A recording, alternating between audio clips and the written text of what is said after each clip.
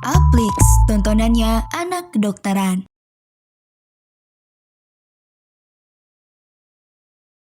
Halo semuanya, balik lagi bareng aku, Kak Ari, di video e-learning kali ini. Oke, di video kali ini kita akan bahas tentang endokrinologi, ya, di mana endokrin ini itu lumayan sering keluar di UKM-PPD kalian, ya. Oke, adapun topik bahasan yang akan kita bahas adalah yang pertama adalah teman APMEDS mampu mengetahui definisi dari penyakit endokrin, ya. Kemudian yang kedua, teman APMEDS mampu mengetahui gejala dan tanda dari penyakit endokrin. Kemudian yang ketiga, teman APMEDS mampu mengetahui terapi dari penyakit endokrin. Ya, adapun outline yang akan kita bahas yang pertama adalah tentang dislipidemia, ya. Kemudian yang kedua tentang diabetes mellitus. Kemudian tentang diabetes insipidus. Jadi apa sih bedanya mellitus sama insipidus gitu ya? Kita akan bahas di video kali ini, ya. Kemudian tentang sindrom metabolik, tentang gangguan tiroid dan gangguan adrenal. Serta terakhir kita akan bahas tentang gangguan growth hormone ya. Oke, kita mulai dari dislipidemia, ya. Jadi dislipidemia itu adalah dikatakan dislipidemia apabila seorang pasien itu memiliki salah satu dari hal berikut, ya. Salah satunya ada kolesterol total, kemudian LDL yang lebih dari 100, ya. Kalau kolesterol total itu lebih dari sama dengan 200, kalau HDL itu pria di bawah 40, kalau wanita di bawah 50, ya. Dan lagi satu adalah trigliserida, ya. Dikatakan tinggi apabila di atas sampai dengan 150, ya. Jadi dikatakan dislipidemia apabila ada salah satu dari kriteria berikut ini, ya. Jadi ada salah satu dari kriteria berikut. Nah, faktor resiko mayor untuk terjadi penyakit kardiovaskuler apa aja sih gitu ya? Yang pertama tentunya adalah rokok aktif. Kemudian yang kedua, usia laki-laki di atas sama dengan 45 tahun ya. Kalau wanita di atas sama dengan 55 tahun ya. Kemudian ada hipertensi ya, hipertensi dengan tekanan darah di atas 140/90 ya, atau sudah mengkonsumsi antihipertensi ya. Kemudian ada HDL yang rendah ya, di bawah 40 mg per desiliter, dan ada riwayat PJK dini, yaitu kalau laki-laki usianya di atas 4 sampai dengan 45 tahun, wanita harusnya di atas sampai dengan 55 tahun. Kalau kurang dari itu, misalnya dia terjadi PJK usia 40 tahun, berarti itu resiko tinggi terjadi penyakit kardiovaskuler ya pada dia ya, kalau ada riwayat keluarga dengan PJK dini. Nah, kriteria resiko kardiovaskuler pasien yaitu menurut ISC 2019 ya, itu ada resiko pasien sangat tinggi. Kapan dikatakan sangat tinggi? Yang pertama, kalau dia misalnya mengalami penyakit kardiovaskuler seperti misalnya contohnya infak miokard ya, kemudian UAP, stroke, TIA ya, peripheral artery disease, ya riwayat PCI atau riwayat CABG ya. Kemudian adanya diabetes mellitus dengan kerusakan target organ, ya misalnya dia sudah ada komplikasi mikrovaskuler, kemudian diabetes dengan durasi lebih dari 20 tahun ya, itu juga termasuk sangat tinggi. Atau GFR-nya kurang dari 30 atau skornya lebih dari 10% ya. Nah, itu dikatakan sangat tinggi ya. Terus ada yang tinggi. Kalau tinggi itu LDL-nya ya, LDL-nya itu lebih dari 190 miligram per desiliter, atau kolesterol totalnya lebih dari 310 miligram per desiliter, DM tanpa kerusakan target organ atau DRM lebih dari 10 tahun, atau GFR-nya 30 sampai 59 ya, dan skornya lebih dari 5% atau kurang dari 10%. Itu dikatakan resiko pasien tinggi. Nah, kalau resiko pasien sedang, ya, itu pasien muda yang DM, ya, misalnya DM tipe 1 kurang dari 35 tahun, ada TM tipe 2 kurang dari 50 tahun, atau misalnya durasi diabetes melitusnya kurang dari 10 tahun, dengan atau tanpa faktor resiko, ya, di mana skornya itu lebih dari 1% atau kurang dari 5%, ya. Kalau dikatakan rendah apabila skornya kurang dari 1%. Kita harus tahu nih resikonya sangat tinggi, tinggi, sedang, atau rendah. Nah, jadi untuk menentukan terapi statin apa yang kita pilih ya, atau apakah kita pilih yang low statin, high statin, atau yang moderate gitu ya. Jadi untuk menentukan kapan kita start statin dan statin apa yang kita mulai gitu ya. Oke, nah terapi untuk dislipidemia ya, kalau misalnya dia very high risk ya, kelompok resiko yang very high ya, itu targetnya LDL-nya adalah di bawah 70 ya. Dan mulai statin apabila LDL-nya ya lebih dari 70. dan non-HDL-nya itu lebih dari 100. Dikatakan dia very high ya. Kalau misalnya dia high kejadian kardiovaskuler atau resikonya disamakan dengan kejadian kardiovaskuler, itu targetnya ya mulainya itu di bawah 100 ya, mulai statin kalau di atas sama dengan 100. Ini targetnya ya, ini kapan kita mulai statin. Dan ini target non HDL-nya. Oke, kemudian yang high non kardiovaskuler namun ada lebih dari sama dengan 2 faktor risiko ya, itu target LDL-nya di bawah 130. Mulai terapi statin kalau LDL-nya lebih dari sama dengan 130. Nah, target non HDL-nya adalah di bawah 160 ya.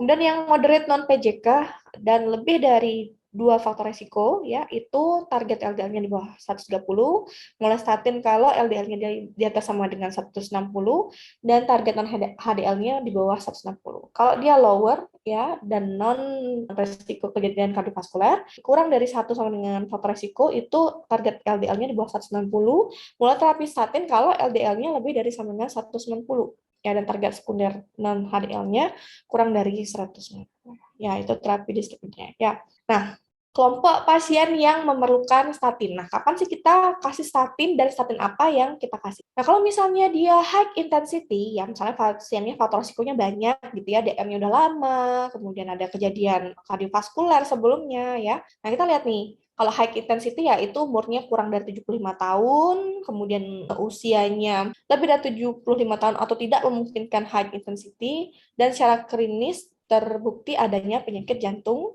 koroner gitu ya. Kadar LDL-nya sekian, lebih dari 190, nah itu terapinya pakai yang high statin ya, seperti atorvastatin, rosuvastatin, yaitu atorvastatin tetap dosisnya 40 mg ya, 40 sampai 80 mg, atau rosuvastatin 20 sampai 40 mg.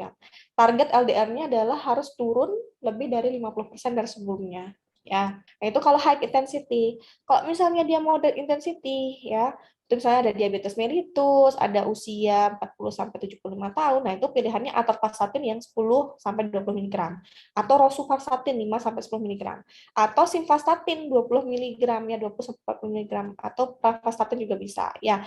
Nah, targetnya adalah menurunkan LDL 30 sampai 50%. Nah, kalau misalnya dia moderate dan low intensity, misalnya usianya masih 40 sampai 75 tahun, dan prediksi kejadian kardiovaskularnya lebih dari 75%, pokoknya dia beresiko gitu ya. Nah, kita bisa mulai yang dosis kecil, simvastatin 10 mg.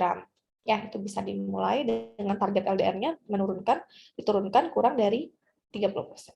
Nah, terapi dislipidemia itu ada indikatornya ya, dan ada target terapinya. Nah, di samping pengobatan statin, teman-teman harus perhatikan lifestyle pasien juga ya. Jadi harus dukung dengan perubahan gaya hidup gitu ya. Merokok itu harusnya tidak ada, exposure tembakau dalam bentuk apapun ya. Kemudian diet, ya itu diet sehat seperti sayuran, buah-buahan, ikan gitu ya. Aktivitas fisik itu dipilih aktivitas fisik yang moderate 3 sampai 7 jam per minggu. BMI targetnya itu adalah 20 sampai 25. Dengan lingkar perut targetnya di bawah 94 untuk pria, untuk wanita di bawah 80 cm. Tekanan darah itu targetnya di bawah 140 ke 90. Untuk LDL, untuk resiko sangat tinggi itu targetnya di bawah 55 ya. Kalau resiko tinggi di bawah 70, kalau resiko sedang di bawah 100, kalau resiko rendah di bawah 116 ya.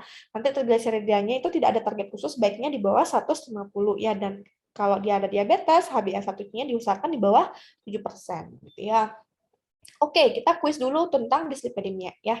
Untuk jawab soal ini, kalian bisa pause videonya ya, teman-teman. Oke, faktor risiko berikut yang harus mendapatkan terapi dengan high intensity statin adalah, tentunya adalah kalau high intensity itu adalah riwayat PCI atau riwayat adanya kejadian kardiovaskuler, ya itu termasuk high intensity. Kalau yang pasien dengan DM tipe 2, kalau misalnya dia masih kurang dari 20 tahun itu masih moderate, ya. Kalau misalnya usia 40 sampai 75 tahun dengan faktor risiko itu masih low sampai moderate. Kalau 40 sampai 75 tahun dengan DM itu moderate intensity. Nih ya, kita mulai terapi high intensity kalau memang terbukti adanya penyakit jantung koroner. Nah, video berikutnya kita akan bahas tentang diabetes mellitus ya. Ini sering banget ya kasusnya di Indonesia juga banyak banget gitu ya. Nah, untuk jenis-jenis diabetes mellitus itu ada banyak ya teman-teman. Ada DM tipe 1. Nah, DM tipe 1 itu biasanya pada anak-anak ya. Pasiennya itu kurus biasanya ya, pasiennya kurus, kemudian ada C-peptide-nya positif, ya, kemudian ada defisiensi insulin absolut. Ya, jadi memang insulinnya itu nggak bisa diproduksi oleh tubuh. Jadi dikatakan defisiensi insulin absolut, makanya dia perlu insulin. Nah, untuk DM tipe 2 itu biasanya terjadi pada orang dewasa, misalnya karena pasiennya obesitas gitu ya. Nah, C-peptide-nya negatif dan ada resistensi insulin. Ya, nanti terjadi defisiensi insulin relatif. Maksudnya apa? Insulin itu masih tetap diproduksi oleh sel pankreas, namun kerjanya tidak maksimal, gitu ya. Itu namanya resistensi insulin. Ada namanya MODY. MODY itu adalah maturity onset diabetes of the young. Jadi dia ada DM tipe 2 pada anak kecil, gitu ya. Nanti terjadi pada remaja, biasanya obesitas ya, dan CPP negatif, dan dia bisa terkait dengan genetik, misalnya orang tuanya diabetes gitu ya. Kemudian LADA. LADA itu latent autoimmune diabetes in adult, ya itu biasanya terjadi pada dewasa, yaitu DM tipe 1 yang terjadi pada orang dewasa. Nah, itu namanya LADA. Kalau misalnya DM tipe 2 yang terjadi pada anak kecil atau remaja itu namanya MODY. Kalau misalnya DM tipe 1 yang terjadi pada orang dewasa namanya LADA. Nah, nanti dia CPP-nya positif. Jadi ingat ya per definisi ini. Nah, kapan kita atau seorang pasien itu dikatakan mengalami diabetes mellitus? Ya, tentunya dari klinis ya. Pasti kita tidak hanya mendiagnosis dari lab, tapi dari klinis juga, gitu ya. Nah, dari klinis kelihatan apa? Dari klinis ya pasti nanti ada poliuri, polifagi, ya. Kemudian dia polidipsi, ya. Jadi kencingnya banyak, banyak minum, banyak makan, tapi ada penurunan berat badan. Nah, kalau ada kejadian pasien kayak gitu, ya kita harus lakukan pemeriksaan gula darah, ya. Nah, katakan dia mengalami diabetes apabila satu, gula darah puasanya lebih dari sama dengan 126 atau gula darah 2 jam pos tes TPGO 75 gram lebih dari 200 atau gula darah sewaktu lebih dari 200 dengan gejala ya. Jadi kalau kalian mau pakai gula darah sewaktu ini harus ada gejala trias tadi. Kalau pakai gula darah sewaktu tok tanpa ada gejala belum bisa kita tegakkan. Jadi kita harus cek ulang ya, atau HbA1c-nya lebih dari 65%. Ya, jadi itu kriteria diagnosis DM. Dikatakan DM diabetes kalau ini HbA1c-nya lebih dari 6,5, gula darah puasa lebih dari 126 atau TTGO-nya lebih dari 200. Atau gula darah sewaktu lebih dari 200 dengan gejala yang khas. Ya, kalau prediabetes itu HbA1c-nya 5,7 sampai 6,4 ya. Kemudian gula darah puasanya 100 sampai 125, glukosa 2 jam postprandialnya 140 sampai 199. Kalau normal ya ini. Nah, itu kriteria diagnosis untuk DM. Jadi ingat ini ya teman-teman ya. Kriteria diagnosis untuk diabetes mellitus. Nah, bagaimana cara kita mendiagnosis diabetes mellitus? Nah, jadi bagian yang harus kalian ingat baik-baik ya. Nah, kalau misalnya kita ketemu pasien nih, kita lihat apakah ada gejala klinis diabetes. Ya, kalau misalnya ada keluhan klinis, ya polidipsi, poliuri, polifagi, penurunan berat badan drastis, gitu ya. Nah, kita harus cek, misalnya kalian mau cek pertama gula darah puasa, GDP, ya. Nah, kalau misalnya GDP-nya lebih dari sama dengan 126, nah kita bisa katakan dia diabetes mellitus. Kita harus apa? Kita harus evaluasi status gizi, evaluasi penyulit DM, evaluasi perencanaan makanan sesuai kebutuhan.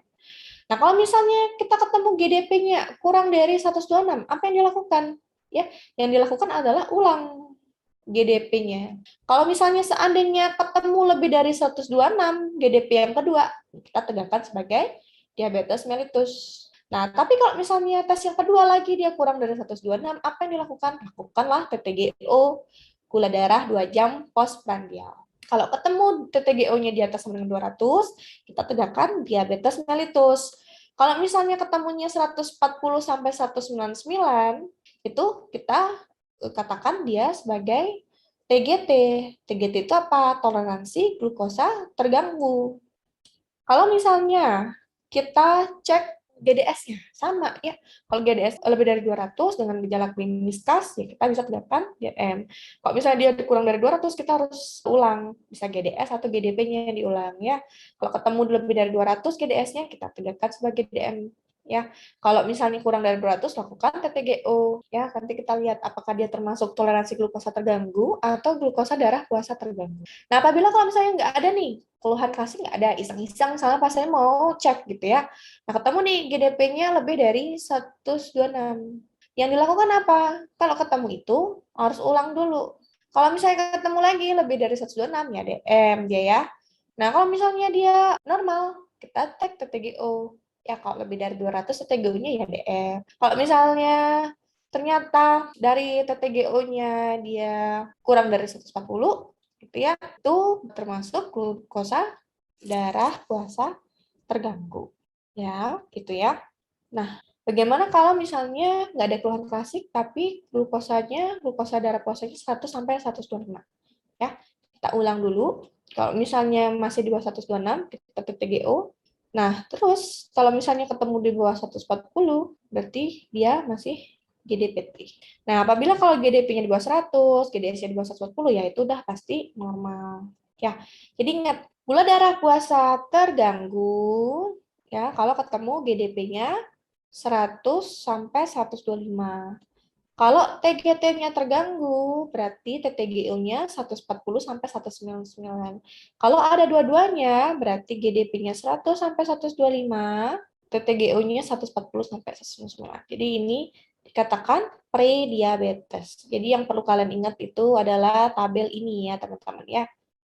Nah, bagaimana terapi diabetes mellitus? Ya, ada. Terapi ini juga perlu perhatian khusus ya.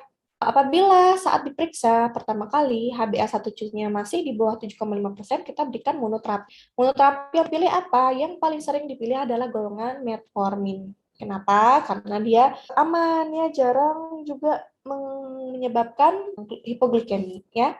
Bisa juga pilihan yang lain sulfonyl urea, glimit, tapi dia sering menyebabkan hipoglikemi ya, atau pilihan yang lain ya. Tapi paling sering adalah metformin, itu pilihan pertama ya. Nah, setelah terapi 3 bulan, diharapkan HbA1c-nya adalah di bawah 7%. Nah, apabila setelah 3 bulan HbA1c-nya belum mencapai di bawah 7%, kita harus kombinasi 2 obat. Kombinasi 2 obat bisa misalnya metformin tambah sulfonyl urea, atau metformin ditambah insulin basal gitu misalnya, boleh gitu ya. Atau misalnya insulin ditambah penghambat SGLT2 gitu misalnya, itu bisa juga ya. Kalau misalnya setelah 3 bulan kombinasi 2 obat tidak membaik, ya HbA1c-nya masih di atas 7% gitu ya, belum mencapai target, kita kombinasi 3 obat. Ya, kombinasi 3 obat itu misalnya insulin basal tambah metformin tambah sulfonyl urea gitu bisa ya. Nah, apabila tidak mencapai lagi, kita harus lakukan insulin ya. Jadi insulin plus obat lain. Insulinnya nanti bisa dimulai dengan insulin basal dulu atau nanti bisa tambahkan insulin basal dan insulin prandial. Ya, kita akan bahas masing-masing mekanisme kerjanya ya. Ini adalah tipe obat-obatan diabetes mellitus ya. Nah, yang pertama itu ada golongan sensitizer ya. Jadi itu menurunkan resistensi insulin. Jadi ini yang pertama kali digunakan gitu ya. Jadi contohnya apa? Metformin ya, dan golongan biguanid atau yang TZT, pioglitazone ya. Nah, kelebihan dari metformin itu adalah dia tidak menyebabkan hipoglikemi dan menurunkan kejadian cardiovascular disease dan biayanya lebih murah ya. Kekurangannya itu tidak boleh digunakan pada pasien gagal ginjal kronis ya, asidosis, hipoksia dan dehidrasi. Nah, itu bisa menyebabkan asidosis laktat. Dia harus berikan vitamin B12. Kalau pioglitazone ya, itu kelebihannya itu bagus untuk pasien-pasien dislipidemia. Jadi dia akan meningkatkan HDL dan menurunkan trigliserida serta menurunkan cardiovascular disease ya. Kontraindikasinya tidak bisa diberikan pada pasien dengan hipertensi dan heart failure ya. Jadi dia bersifat hepatotoksik dan bisa juga komplikasinya osteoporosis pada wanita menopause. Nah, kemudian yang golongan insulin secretagogic ya. Jadi dia untuk meningkatkan produksi insulin gitu ya. Nah, itu ada golongan yang namanya sulfonyl urea ya, glibenclamid, pokoknya yang kelamitnya glibenclamid, glipisid gitu ya. Jadi ini bagus untuk pasien kurus ya, menurunkan komplikasi mikrovaskuler ya. Kontraindikasinya pada CKD ya, chronic kidney disease ya. Nah, itu kekurangannya juga hipoglikemi dan bisa meningkatkan berat badan. Jadi kalau misalnya pasiennya obes itu nggak cocok dikasih sulfonyl urea ya. Terus golongan clinid. Golongan clinid itu menurunkan glukosa postprandial, tidak menyebabkan hipoglikemi dan mampu meningkatkan HDL. Jadi dia bagus tapi mahal ya. Dia kekurangannya meningkatkan berat badan, edema dan gagal jantung, dan resiko fraktur pada wanita menopause. Nah, kemudian ada golongan DPP-4 inhibitor, contohnya yang belakangnya ada gliptin-gliptinnya ya.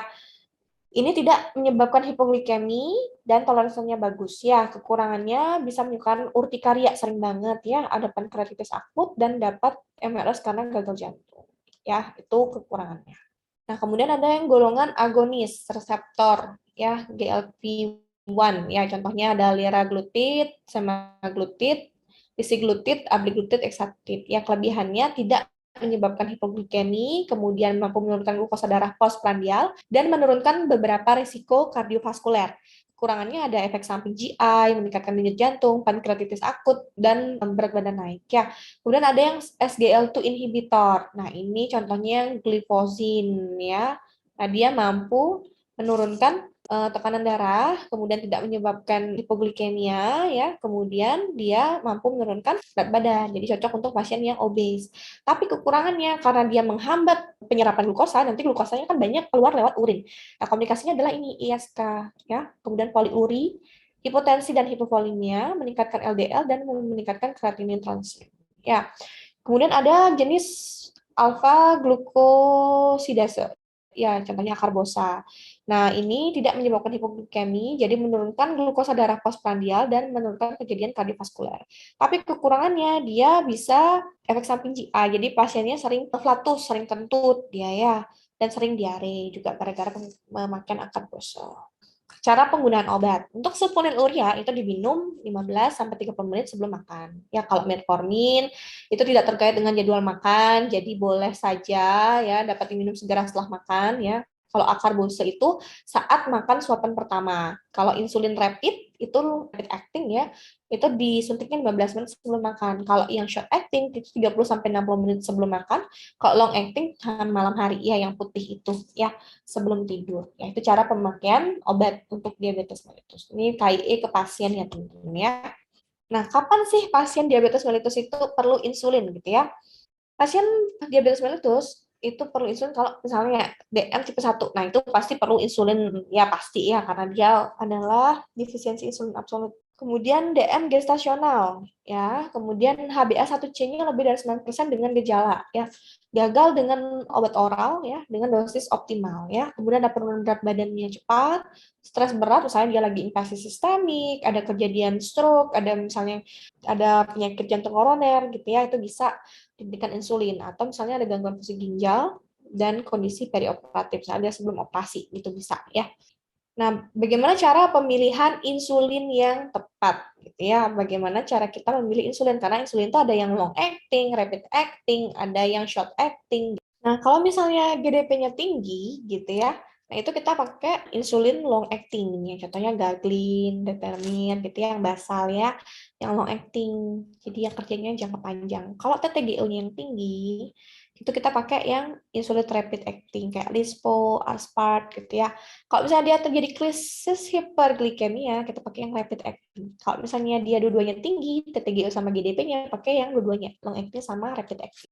Nah, bagaimana target sasaran terapi DM? Ya, targetnya IMT pasien itu diharapkan itu kisaran 18,5 sampai 22,9 ya.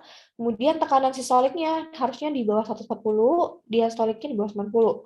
Kalau HbA1c itu diharapkan di bawah 7. Kalau misalnya dia glukosa darah prepandial kapiler itu targetnya 80 sampai 130. Kalau 2 jam postprandial itu di bawah 180 ya. LDL-nya targetnya di bawah 100, tapi kalau misalnya dia resiko tinggi terjadi kardiovaskuler itu di bawah 70. Triglyceridanya di bawah 150, HDL di atas 40, perempuan di atas 50, apotrisin B di bawah 90. Nah, itu target-target terapi si diabetes mellitus. Ya, ini biasanya sering ditanyakan di soal KPPD ya, targetnya berapa. Nah, bagaimana komplikasi dari diabetes? Ya, komplikasi diabetes sendiri itu ada yang akut, ada yang kronis, teman-teman. Jadi, kalau misalnya dia akut, itu contohnya hipoglikemi. Nah, ini perlu penanganan tepat ya, atau krisis hiperglikemia. Itu ada dua nanti, ya, ada HHS, ada KAD. Nah, kronis itu contohnya ada mikrovaskuler dan makrovaskuler. Mikrovaskuler itu apa? Nefropati, neuropati, retinopati. Kalau makrovaskuler itu penyakit kardiovaskuler atau peripheral arteriosis, yaitu komplikasi diabetes. Jadi sebenarnya yang dikhawatirkan adalah komplikasi-komplikasi ini, ya. Kita mulai dari hipoglikemi. Nah, hipoglikemi itu tanda-tandanya adalah satu, pasien itu ada rasa lapar, kemudian berkeringat dingin, kemudian gelisah, ya, kemudian parestesia, palpitasi, dan tremor. Ya, itu untuk tanda autonomi. Kemudian gejalanya apa? Pucat, takikardi, kemudian white pulse pressure. Kemudian neuroglycopenic, ya lemah, lesu, disi, ya, bingung, pusing, ada perubahan sikap, ada gangguan kognitif, diplopia, pandangan kabur gitu ya. Bisa juga sampai koma kalau berat ya. Nah, hipoglikemi itu ada yang ringan ada yang berat. Kalau ringan itu tanpa penurunan kesadaran, kita kasih oral glukosa. Sedangkan kalau misalnya dia berat, itu ada penurunan kesadarannya. Dikatakan hipoglikemi apabila kadar gula darahnya di bawah 70 mg per desiliter atau lebih dari 70 mg per desiliter dengan gejala klinis yang khas. Bagaimana terapi hipoglikemi? Nah, kalau misalnya pasiennya sadar ya, dia hipoglikemi ringan, kita cukup beri gula murni ya 15 sampai 20 gram, 2 sampai 3 sendok makan larutkan dalam air, plus makan makanan yang mengandung karbohidrat. Kemudian hentikan sementara obat hipoglikemi dan evaluasi 15 menit kemudian. Jika masih hipoglikemi, terapi bisa diulang ya. Nah, kalau misalnya hipoglikemia berat, itu hentikan insulin dan OAD sementara waktu. Jika terjadi gejala neuroglikopenia, misalnya penurunan kesadaran, gitu ya, pasien koma, kita berikan dextrose 20%, 75 sampai 100 mili dalam waktu 15 menit ya. Jadi ingat pemberian dextrose 20%, dextrose 20%, 75 mili sampai 100 mili. Ya, evaluasi 10 sampai 15 menit. Kalau masih di bawah 70, ulang prosedur. Apabila sudah mencapai di atas 70 mg per desiliter, kita berikan dextrose 10% dengan kecepatan 100 mili per jam. Itu terlaksana hipoglikemi yang berat. Nah, apabila terjadi krisis hiperglikemi, nah sebelum kita belajar tentang tata laksana krisis hiperglikemi, kita harus bisa membedakan apakah ini DKA atau HHS gitu ya. Apa sih bedanya diabetes ketoasidosis dan hiperglikemik hiperosmolar state ya. Kalau DKA atau KAD itu GDS-nya lebih dari 250 ya, ada keton urea dan asidosis ya, pH-nya di bawah 7 dan ada peningkatan anion gap. Sedangkan kalau HHS ya itu terjadi hiperglikemia bisa sampai lebih dari 600, tidak ada keton dan tidak ada asidosis serta ada peningkatan osmolaritas. Nah, pokoknya kalau HS ini udah sampai penurunan kesadaran ya. Bagaimana tata laksana krisis hiperglikemia? Ya, tata laksananya pertama tentu berikan hidrasi dulu ya. Hidrasinya pakai apa? Normal salin ya, NaCl 0,9% 1 liter per jam ya.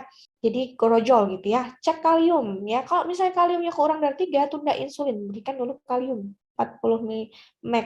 Kalau misalnya normal ya berikan insulin. Kalau misalnya lebih dari 5 mg itu nggak usah berikan vitamin D.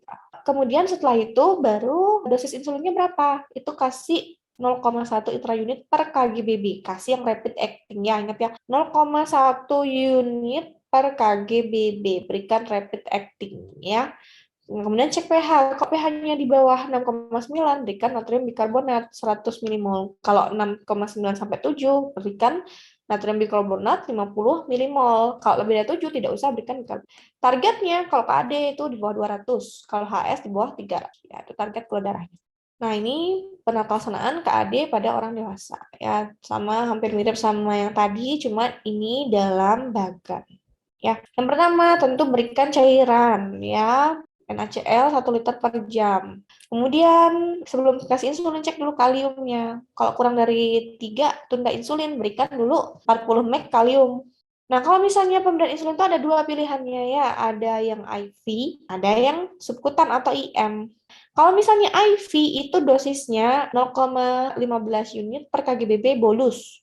Nanti dilanjutkan 0,1 unit per kgbb per jam lewat infus. Ya, kalau misalnya IM atau subkutan itu diberikan 0,4 unit ya, setengahnya itu IV bolus, setengahnya lagi IM. Jadi gitu caranya. Nah, kalau misalnya dia pH-nya di bawah 6,9, ya berikan bikarbonat. Kalau di atas 7 pH-nya nggak usah dikasih bikarbonat. Nah, itu tata laksana KAD. Oke, kita kuis dulu ya tentang diabetes mellitus. Seperti biasa, untuk jawab soal ini, kalian bisa pause videonya ya. Oke, Tuan Jakti berusia 64 tahun, kontrol ke poliklinik. Pasien memiliki riwayat diabetes mellitus tipe 2 dan sudah rutin kontrol selama 3 tahun. Pasien dikatakan rutin mengkonsumsi metformin 3 kali sehari. Pada hasil pemeriksaan, HbA1c-nya 7,5, oke, masih tinggi. GDP-nya 242, oke, masih tinggi. Karena gula darahnya masih tinggi, akhirnya dokter menambahkan satu jenis obat lagi. Beberapa hari kemudian, pasien datang kembali dengan keluhan sering lemas, ingin pingsan, mudah mengantuk, dan berkeringat dingin. Apakah kira-kira obat yang ditambahkan dokter? Oke. Nah, ini pasiennya mengalami apa? Hipoglikemia. Yang paling sering menyebabkan hipoglikemia adalah yang golongan sulfonylurea. Jadi jawabannya adalah glibenclamid. Ya, ini yang sering banget menyebabkan hipoglikemia. Oke, jadi quick recap dulu tentang diabetes mellitus ya. Jadi ingat, diabetes mellitus itu per definisi adalah ketika GDP-nya lebih dari 126, TTGO-nya lebih dari 200, gula darah sewaktunya lebih dari 200 dengan gejala klinis, atau HbA1c-nya lebih dari 6,5%. Ya, gejala klasiknya apa? Poliuri, polidipsi, polifagi. Terapinya dengan OAD atau insulin ya. Oke, next kita akan bahas tentang diabetes insipidus. Ya, ini agak sedikit berbeda dengan diabetes mellitus ya. Kita akan bahas lebih lanjut. Oke, jadi apa itu diabetes insipidus? Jadi diabetes insipidus itu adalah pokoknya dia sering pipis, poliuria, pipisnya banyak ya, lebih dari 3 liter per harinya. Ya, patofisiologinya adalah adanya gangguan sekresi ADH, antidiuretik hormon atau vasopresin ya. Pemisahannya gula darahnya normal ya, tapi urin nanti osmolaritasnya rendah ya. Nah, ketika dilakukan water deprivation test ya, walaupun pasien dipuasakan, intake airnya berkurang ya, volume urinnya akan tetap tinggi. Nah, itu water deprivation testnya positif. Ya, terapinya adalah dengan diet rendah garam dan terapi hormon ADH. Dia agak beda dengan diabetes mellitus gitu ya. Nah, bagaimana cara water deprivation test untuk diabetes mellitus? Jadi, pertama, jam 8 ya, itu pasien pipis dulu ya. Jadi record volume urinnya berapa dan osmolaritasnya. Kemudian berikan take serum osmolarity dan ukur berat badan pasien. Kemudian setelah 8 jam, kita cek lagi nih osmolaritasnya, kemudian serum osmolaritasnya setiap 2 jam. Kalau stop test apabila terdapat penurunan berat badan lebih dari 3% atau serum osmolaritasnya lebih dari 300 miliosmolar. Nah, setelah 8 jam, jam 4 sore, kita cek urin osmolaritasnya. Kalau misalnya dia lebih dari 600, berarti bukan diabetes insipidus. Kalau misalnya di bawah 600 miliosmolar, berarti kita coba berikan desmopresin ya, 2 mikrogram IM ya. Kemudian hitung urin osmolaritasnya saat pemberian dan next 4 hour ya. Dan pasien bisa makan minum secara bebas. Ya, kalau misalnya setelah diberikan desmopresin tidak ada peningkatan urin osmolaritas, berarti dia nefrogenik diabetes insipidus. Artinya masalahnya ada di ginjal, ya, nefrogenik. Kalau misalnya setelah memberikan desmopresin, urin osmolaritasnya jadi lebih dari 600, berarti dia bersifat kranial, diabetes insipidus. Jadi itu cara melakukan water deprivation test. Jadi bagian yang tadi kita bisa simpulkan dalam tabel ini ya teman-teman ya. Nah, kalau misalnya post food deprivation, jadi setelah dia puasa gitu ya, dia osmolaritasnya di bawah 300, tapi setelah pemberian desmopresin jadi di atas 750, berarti dia diabetes insipidus yang kranial. Sedangkan kalau post fluid deprivation dia di bawah 300 osmolaritasnya, setelah dikasih desmopresin juga tetap di bawah 300, itu berarti diabetes insipidus yang nefrogenik, masalahnya di ginjal. Kalau misalnya post fluid deprivation dia osmolaritasnya lebih dari 750, kemudian post desmopresin masih tetap, ya berarti dia primary polydipsia. Kalau misalnya post fluid deprivation osmolaritasnya 300 sampai 750, post desmopresin di bawah 750, berarti itu partial cranial diabetes insipidus, partial nefrogenik atau primary polydipsia. Ya, jadi itu. Jadi ingat tabel ini aja ya teman-teman ya, untuk menentukan apakah dia diabetes insipidus yang cranial atau nefrogenik. Jadi itu bisa ditanya. Kita kuis dulu ya. Oke, Tuan Jakti berusia 64 tahun, kontrol ke poliklinik. Pasien dikatakan sering sekali kencing. Pasien terus-terusan ingin kencing sampai mengganggu aktivitasnya. Kadang sampai pasien merasa lemas. Walaupun pasien minum sedikit, pasien dikatakan tetap sering kencing.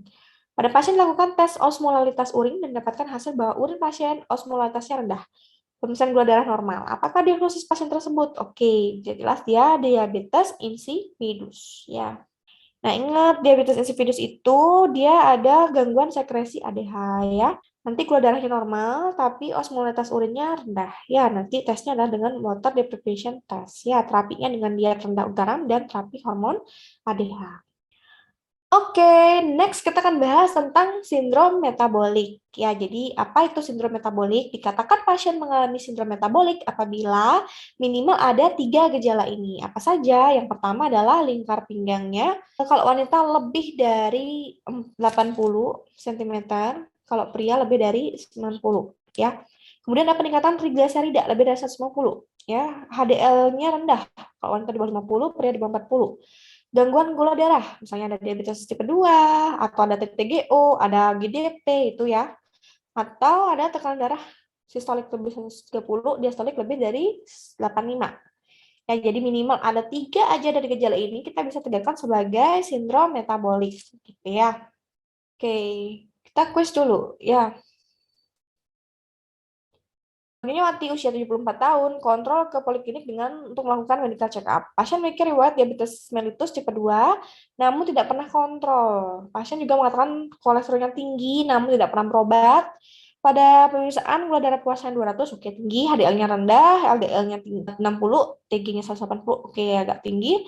Kemudian lingkar pinggangnya 78 untuk wanita itu lumayan ya, dengan tekanan darah 128/78. Oke, diagnosisnya ini termasuk sindrom X atau sindroma metabolik. Ya, jadi jawabannya C. Ingat ada 3 ya, lingkar pinggang, gula darah, HDL rendah, trigliserida tinggi, dan tekanan darah tinggi. Ya. Oke, kita ke gangguan tiroid. Jadi sebelum kita bahas tentang gangguan tiroid, kita bahas dulu nih mekanismenya bagaimana tubuh kita itu meregulasi hormon tiroid ya. Jadi si hipotalamus ya itu merangsang pengeluaran TRH, thyroxine releasing hormone. Jadi dia merangsang tiroid untuk menghasilkan TSH, thyroid stimulating hormone, yang merangsang pituitari untuk menghasilkan TSH. Ya, TSH dia merangsang tiroid untuk menghasilkan T3 dan T4. Ya.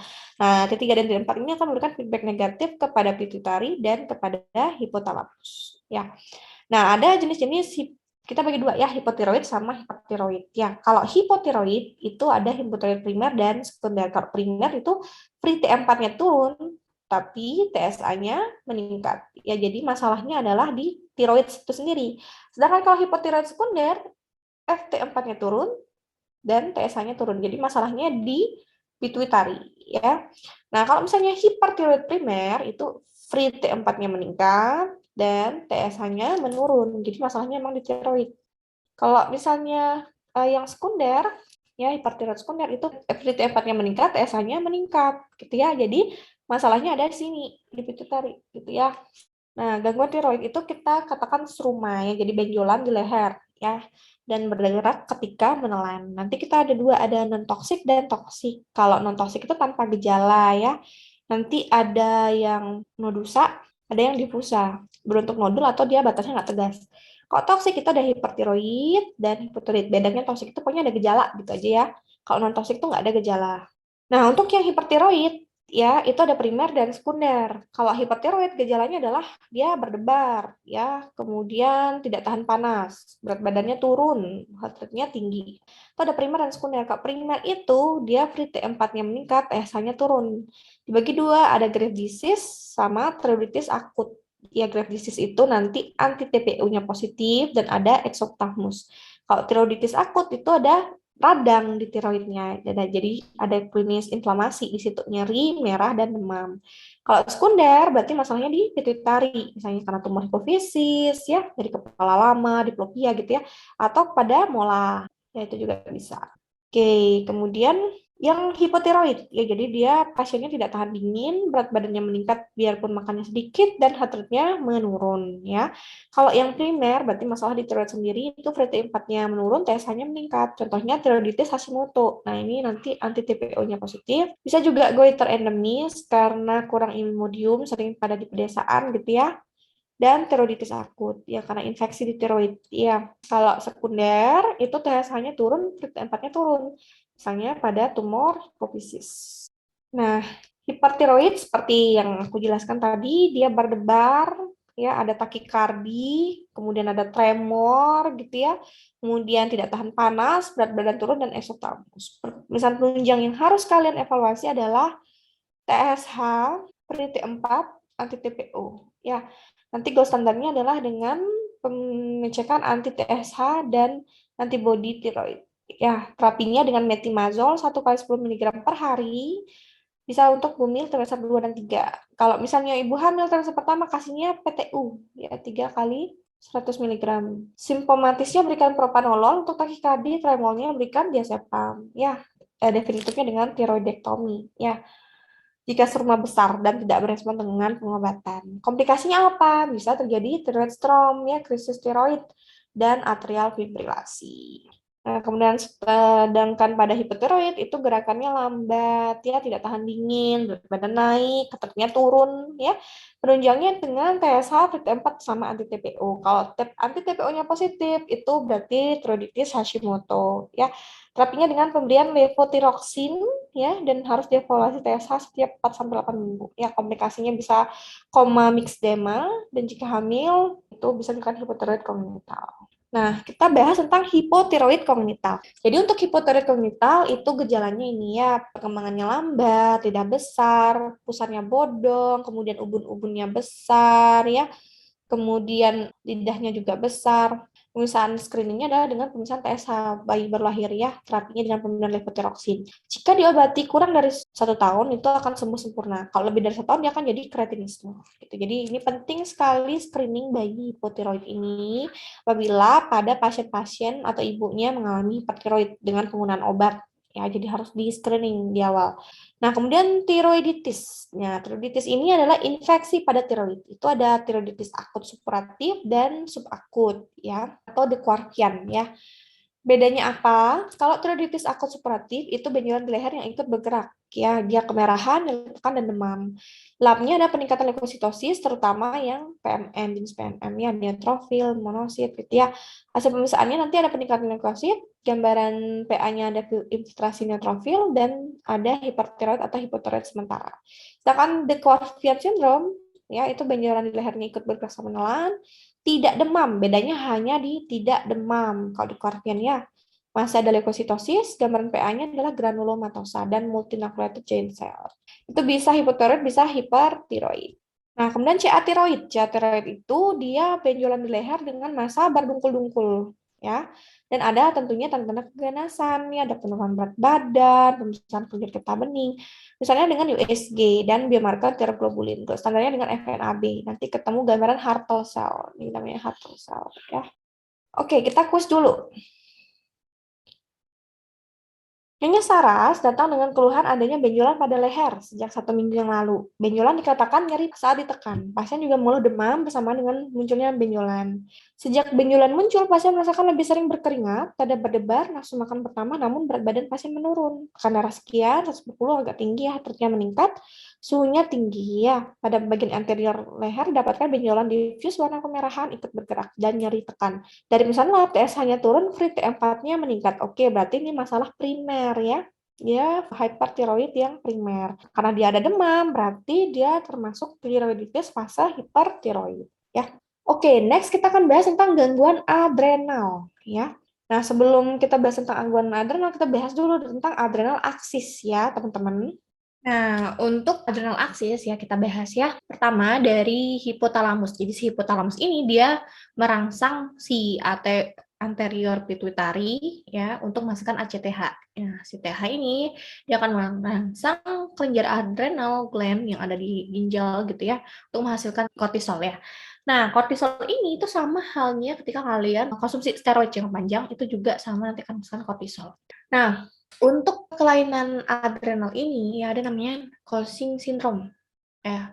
Jadi konsumsi steroid berlebihan atau karena tumor adrenal. Jadi nanti kortisolnya meningkat tapi ACTH-nya turun gitu ya. Atau Cushing disease ya, dia memang masalahnya di antara pituitari karena tumor gitu ya. Jadi kortisolnya meningkat, ACTH-nya juga meningkat. Ada yang namanya hipoadrenal, itu ada Addison disease. Jadi kortisolnya turun, tapi ACTH-nya meningkat. Jadi masalahnya memang di adrenal. Ya, ada yang insufisiensi adrenal sekunder, at causa tumor pituitari. Jadi kortisolnya turun, ACTH-nya turun juga, atau insufisiensi adrenal at causa putus steroid. Jadi nanti ketika misalnya nih pasien tuh sering banget konsumsi steroid, tiba-tiba nggak konsumsi nih sehari, konsumsi jamu gitu ya, nanti dia kortisolnya akan turun, ACTH-nya meningkat. Itu jenis-jenis kelainan adrenal. Nah, jadi ingat, ada banyak ya. Nah, kelainan adrenal ini ada yang hiperkortisol dan hipokortisol atau insufisiensi adrenal ya. Yang hiperkortisol itu ada dua, Cushing syndrome sama Cushing disease ya. Cushing syndrome itu karena konsumsi steroid berlebihan atau karena tumor adrenal ya. Kalau Cushing disease itu karena tumor pituitari ya, di mana nanti ada peningkatan ACTH. Jadi bedanya adalah kalau tumor adrenal itu ACTH-nya turun, kalau tumor pituitari ACTH-nya meningkat ya. Nah, kalau hipokortisol atau insufisiensi adrenal itu ada Addison disease. Nah, ini karena insufisiensi adrenal primer. Jadi masalahnya memang di adrenal sendiri. Jadi nanti kortisolnya turun, ACTH-nya meningkat. Insufisiensi adrenal sekunder karena steroid withdrawal. Jadi tiba-tiba dia nggak minum steroid gitu ya. Nanti kortisolnya turun, ACTH-nya meningkat. Atau insufisiensi adrenal sekunder at causa tumor pituitari. Jadi nanti kortisolnya turun, ACTH-nya juga turun gitu ya. Oke. Nah, ini Cushing syndrome, bedanya Cushing syndrome sama Cushing disease, tapi gejalanya hampir mirip ya, Cushing syndrome sama Cushing disease. Jadi yang membedakan adalah etiologinya gitu ya. Yang pertama ada moon facies, jadi mukanya tuh kayak bulan, kayak gini ya, moon facies ya, ada striae ya, ada buffalo hump, jadi belakangnya tuh ada kayak gundukan gitu, terus amenorrhea, obesitas, osteoporosis, dan hipertensi. Jadi nanti khasnya ya, yang kembung itu di tengah doang. Tapi kakinya sama tangannya itu dia kecil dan nanti kulitnya itu tipis banget. Ya sering banget dia bruising sama petek. Nah, kemudian untuk Cushing syndrome itu misalnya karena minum steroid jangka panjang ya, nanti kortisolnya menurun, ACTH-nya meningkat. Sedangkan Cushing disease itu ada gejala tumor otak ya, nyeri kepala yang lama, pandangan ganda, nanti kortisol dan ACTH-nya sama-sama meningkat. Ya, tapi gejalanya klinisnya tuh hampir mirip kayak gini. Dextria, Monfasias, Buffalo Hump. Nah, tes supresi dexamethasone atau tes kositropin. Ya, jadi untuk membedakan apakah ini Cushing syndrome atau Cushing disease gitu ya. Nah, kapan cek kortisol? Di pagi hari karena itu adalah puncak kortisolnya ya. Nah, kalau tanpa deksa itu normalnya ACTH-nya normal ya. K-nya juga normal ya. Nah, sedangkan pada Cushing syndrome kalau tanpa deksa itu ACTH-nya menurun tapi kortisolnya meningkat ya. Kalau Cushing disease dua-duanya meningkat, ACTH sama kortisolnya meningkat. Sedangkan kalau dia penggunaan deksa pada normal itu kan pasti turun ya, kortisolnya turun, ACTH-nya turun. Kalau Cushing syndrome dia akan tetap ya, nggak ada pengaruhnya. Sedangkan Cushing disease dia akan turun juga. Itu akan membedakan antara ini apakah ini Cushing syndrome, apakah Cushing disease gitu ya, dengan pemberian deksa. Nah, Addisonisis gejalanya itu hiperpigmentasi. Ya, jadi dia karena insufisiensi adrenal ya. Jadi ada hiperpigmentasi ya, kemudian ada hipoglikemi, ya, kemudian ada hipotensi, penurunan berat badan, mual muntah, syok sampai koma. Kalau sampai ada penurunan kesadaran berarti dia termasuk krisis adrenal. Terapinya adalah pemberian hidrokortison bolus 100 mg plus 200 mg infus ya dalam 24 jam atau 100 mg IV per 6 jam dan maintenance-nya 100 mg per hari. Nah, ini bisa ditanya nih. Itu kortison bolusnya berapa? Maintenance-nya berapa? Ya. Nah, kalau yang insufisiensi adrenal sekunder itu biasanya penyebabnya sering minum steroid terus tiba-tiba putus, tiba-tiba stop gitu. Misalnya dia nggak minum jamu lagi gitu ya. Nah, itu bisa menyebabkan insufisiensi adrenal sekunder atau bisa karena tumor pituitari ya. Nanti gejalanya ada hiperpigmentasi, hipoglikemi, hipotensi, penurunan berat badan, ya, mual muntah, shock atau koma. Kalau ada sampai penurunan kesadaran berarti terjadi krisis adrenal ya. Oke, kita kuis dulu ya. Nyonya A-nya 40 tahun datang dengan keluhan berat badan yang pertama sejak 4 bulan. Pasien juga mengeluh sudah 3 bulan tidak menstruasi, tapi setelah dilakukan tes kehamilan hasilnya negatif.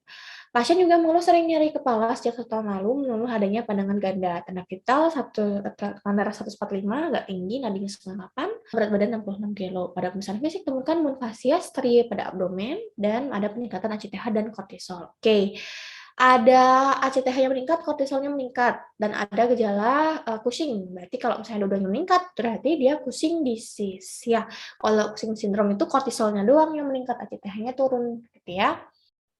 Oke, kita belajar tentang gangguan hormon atau gangguan growth hormon ya. Nah, untuk gangguan growth hormon itu ada dua, ada gigantisme sama akromegali. Itu bedanya apa ya? Kalau gigantisme itu terjadi kelebihan hormon pertumbuhan kurang dari 17 tahun ya. Dia tinggi besar. Nanti ada kelainan di IGF-1 sebelum penutupan lempeng epifisis. Jadi dia orang gede banget, ya tinggi, gede gitu ya gigant. Kalau akromegali itu terjadi kelebihan hormon IGF-1 ketika telah terjadi penutupan lempeng epifisis, jadi di atas 17 tahun. Jadi ada frontal ghosting, rahim menonjol, rahangnya panjang, jari-jari panjang, dan berbuku-buku.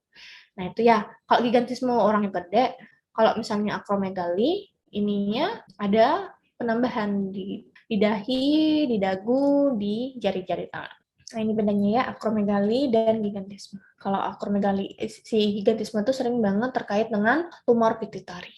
Ya. Oke, kita kuis dulu. Oke, Tuan Anya, 20 tahun, datang dengan keluhan merasa anggota tubuhnya lebih besar daripada orang-orang lainnya. Pada pasien dikatakan dahinya lebih menonjol, ditemukan rahang pasien panjang dan besar.